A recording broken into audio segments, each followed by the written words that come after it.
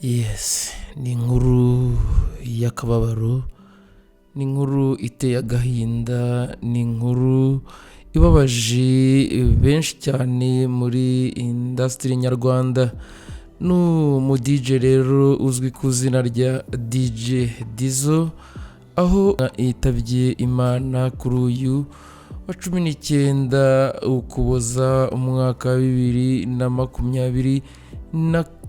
Ni inkuru rero dukesha ibitangazamakuru bitandukanye, ni inkuru irimo iranyura ku mbuga nkoranyambaga cyane, bimwe twakita ngo ni inkuru irimo iratrendinga.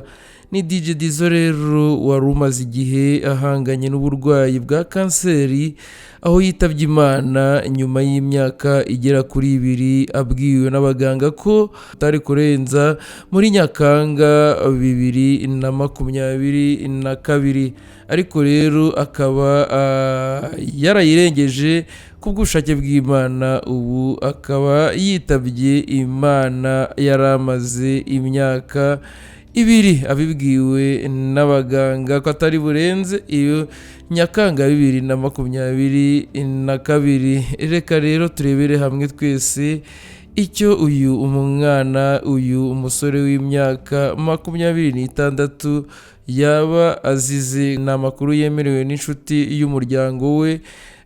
Ahamya ko uyu musore yitabye Imana ku gicamunsi cyo kuri uyu wa 19 Ukuboza 2024. Ni mazina yiwe rero ubusanzwe azwi ku mazina ya Mutambuka Derrick. Uyu Mutambuka Derrick rero azwi nka DJ Dizzo, aho yakunzwe cyangwa se aho yakunze kugarukwaho cyane nyuma y'uko uyu musore ahuye n'uburwayi bwa kanseri bwatumye aremba, ndetse amenyeshwa n'abaganga ko asigaje igihe gito cyo kubaho. Ubwo yari mu Bwongereza.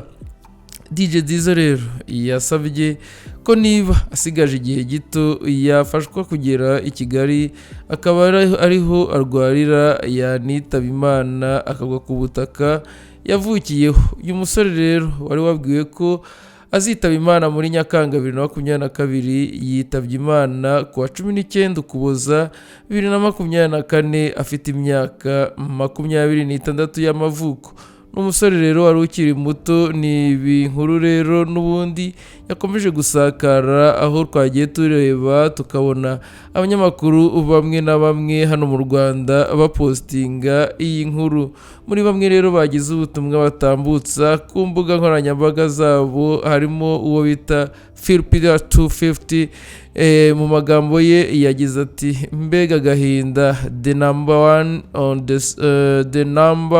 on the second slide has been calling me since yesterday and today, but I failed to pick up because I was busy shooting my song with Aline Sano.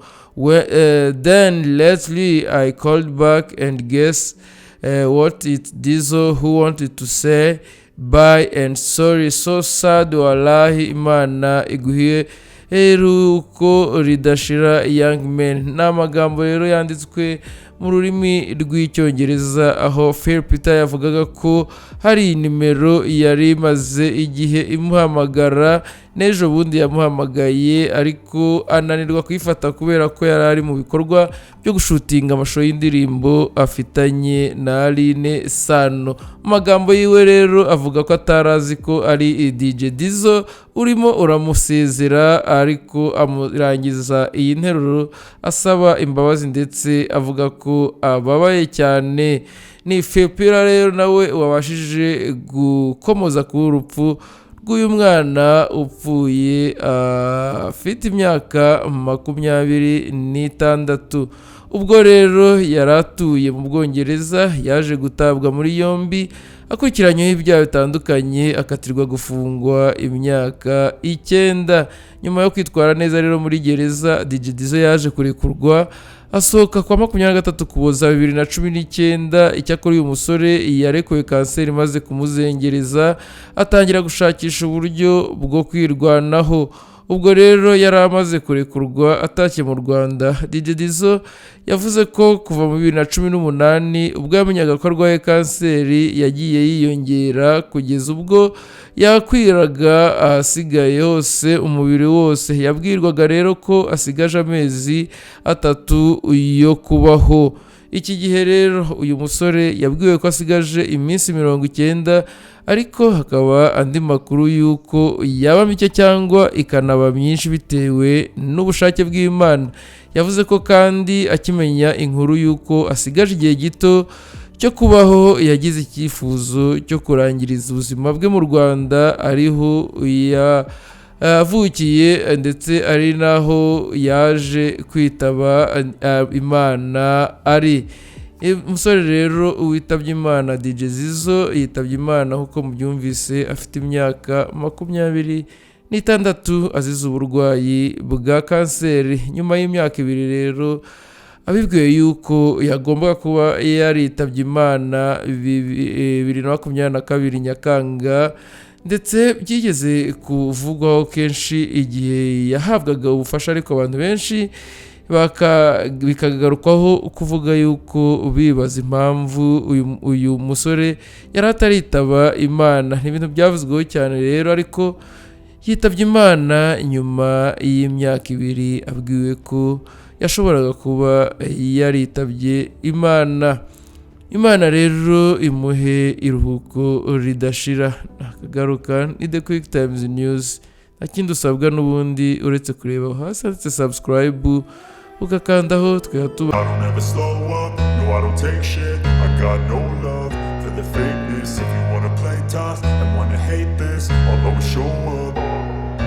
I don't ever slow up, no I don't take shit. I got no love for the fakeness. If you wanna play tough and wanna hate this, I'll always show up and make a statement. I don't ever slow up, no I don't take shit. I got no love for the fakeness. If you wanna play tough and wanna hate this, I'll always show up and make a statement. Everything I do so instinctive and so passionate. Every word I move so descriptive like an adjective. I got a vendetta against people who patented being negative when you should be getting after it. I got facts over tracks, this and that. Spitting slow, spitting fast. I could roast, I could gas. Think I'm okay at last, but I don't know if that can erase all the past. And the pettiness, a reflection of the emptiness. Hilarious, you think you're worth my time, you're delirious. Mysterious, because you hide behind a fake exterior. Inferior, you know I'll always be a bit superior. Get off of me, this ain't no humble brag. I want you to hear words, you can say them back. I want you to feel free from the chains at last, and to believe in what you got, it was built to last, yeah. Now that I've been put through hell, I never got anyone's help. I had to do it all myself.